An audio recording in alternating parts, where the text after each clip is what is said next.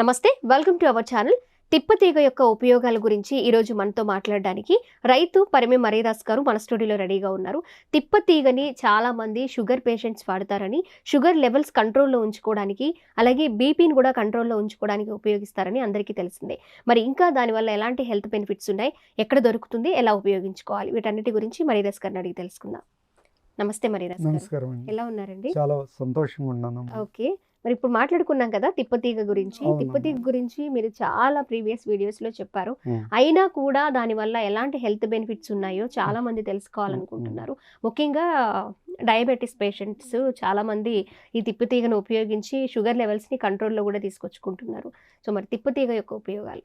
మన భారతదేశంలో వైద్య శాస్త్రం, ఆయుర్వేదం వైద్య శాస్త్రంలో ఉమ్, గొప్పగా చెప్పబడిన తీగ జాతి మొక్క ఏదంటే తిప్పతీగ. తిప్పతీగ, అమృతవల్లి. ఉమ్, అంటే మనిషికి రక్తంలో ఎన్ని జబ్బులు ఉన్నాయో అదేవిధంగా తిప్పతీగలో అంత గుణాలు ఉన్నాయని మరవలేని జీవితం నాది. ఉమ్, ఆ తిప్పతీగ గురించి మరవలేని జీవితం అన్నమాట.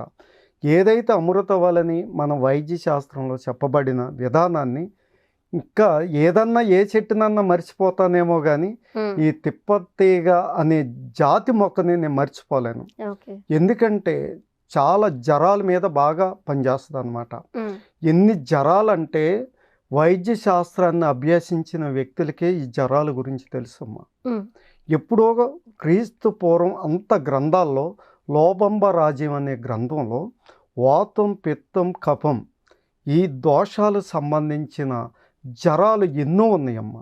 అంటే కనీసం 110 పేజీలు రాశాడు వైద్య శాస్త్రంలో. ఉమ్, కనుక అందుకే ఈ ఈ భారతదేశంలో ఎంత గొప్ప వైద్య శాస్త్రం కలిగిన ఈ దేశంలో ఈ యొక్క తిప్పతీగ పుట్టిందంటే చాలా అంటే అంత గొప్ప జ్వరాల మీద పనిచేసే ఔషధం తిప్పతీగ.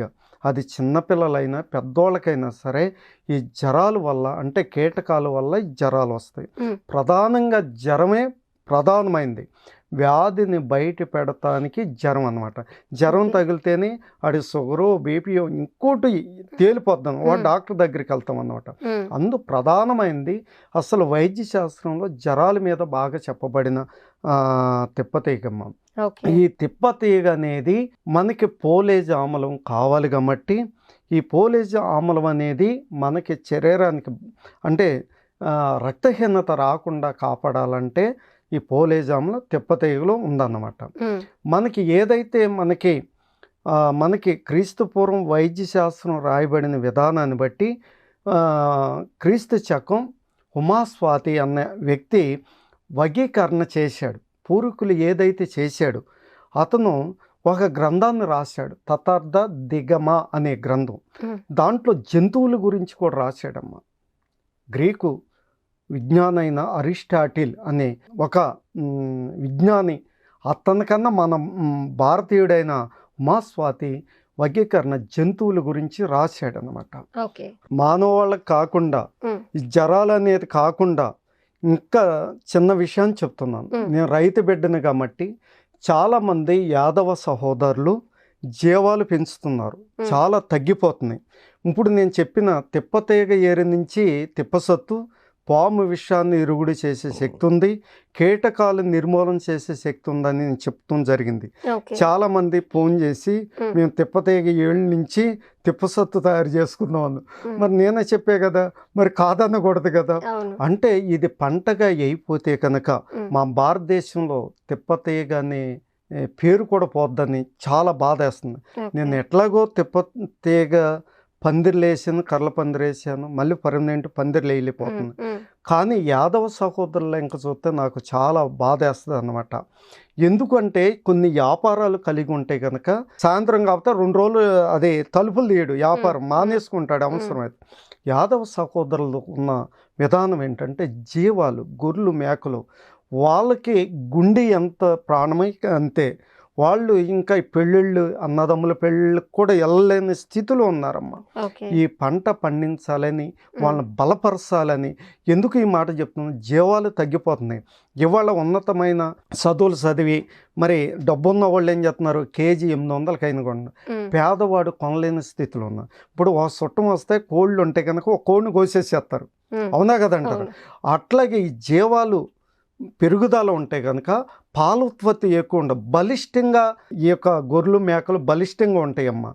ఇంకా దీన్ని అభివృద్ధి పరచాలని ఈ వీడియో చేయటం కూడా జరుగుతుంది. పాల ఉత్పత్తి ఉంటుంది కాబట్టి కనుక ఈ తిప్పతీగ యొక్క ఆకులు తీసుకుంటే కనుక మరి ఈ యొక్క రోగాలు ఆ యొక్క జీవాలకు కూడా రావు కనుక బలిష్టంగా ఉంటాయి కనుక దాని మాంసాన్ని తీసుకుంటే మనం కూడా బలిష్టంగా ఉంటాం.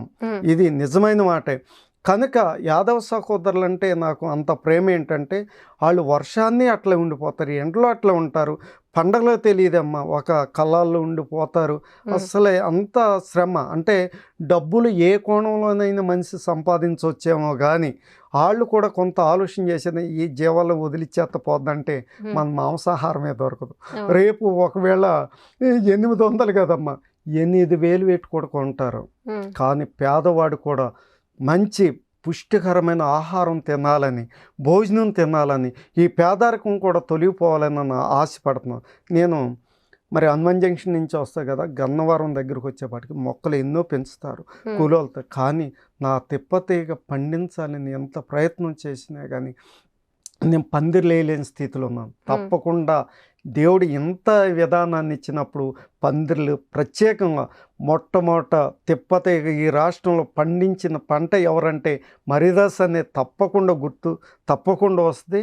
ఆ విధంగా ఈ జీవాలు అభివృద్ధి అవ్వాలి. మరి రైతు ఏం చేస్తాడంటే అదే గేదెలు అనుకోండి అమ్మా, ముసురు పడితే ఉరిగడ్డ వేస్తాడు, జాడు కోసుకొస్తాడు. కానీ ఈ గొర్రెలు మేకలకు మాత్రం ఆ యొక్క యాదవ సహోదరులు చాలా ఇబ్బంది పడుతున్నారు.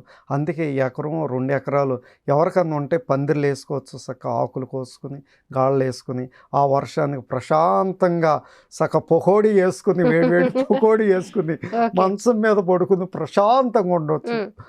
అది ఆ యాదవ సహోదరులకి నేను కూడా తెలియపరుస్తుంది. నేను మంచి పోరాటం చేస్తాను.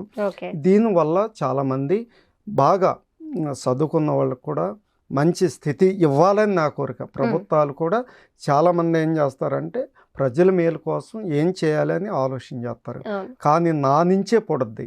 చాలామంది బాగా ఎంటెక్ బీటెక్ చదివినా కానీ ఈ తిప్పతీగ మన భారతదేశంలో తిప్పతీగ పంట ఎక్కడ పండుతుందంటే ఆంధ్రప్రదేశ్లో మొట్టమొదటి స్థానం అనేది నూజివీడు రావాలంటారు. అవును, నూజివీడు మండలం, ఏలూరు జిల్లా. ఆంధ్రప్రదేశ్లో ఒక తిప్పతీగ అదొక ప్రత్యేకమైన పంట.